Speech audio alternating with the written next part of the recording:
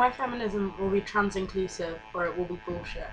Having heard about this whole RadFem 2012 thing, and my general experience with radical feminists, I'm just generally disgusted and wholly disappointed at some people's piss poor attempts to actually understand what feminism is.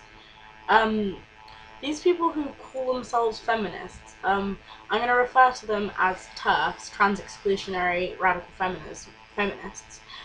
They seem to have missed the whole ideological base point of what feminism actually stands for. It's fighting against oppression. It's specifically fighting against gender-based oppression. Really.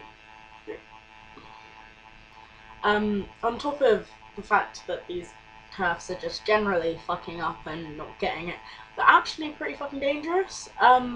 They seem to exist to make their business to harass and deliberately trigger trans people online. They deny and mock the existence of trans people. They, throw rape threats around and triggering statements. Triggering nonsensical statements like all penis and vagina sex is rape, which was a fun one, and that cuddling after sex is like Stockholm syndrome. I'm not even gonna pretend to understand that shit. They deliberately misgender trans people. Another attempt to trigger them, I assume. And the most horrifying bit is how they feel so entitled to completely invade trans people's privacy. It's been known they've been posting pictures along with like the legal names of trans people on websites to encourage harassment and incite violence against trans people. One particularly charming radical feminist compiled a list outing all of the trans women at the Michigan Women's Music Festival, which some of you might know is renowned for being women born women only. So she compiled this list of them along with pictures and where they could be found at the festival, so that people at the festival could find them. And I don't even want to know. They make people feel so unsafe and completely invade people's privacy. And I think it's just shocking that people are doing this under the name of feminism.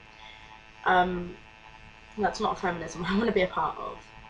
This is slightly less important than those other points because those other points, directly can hurt people.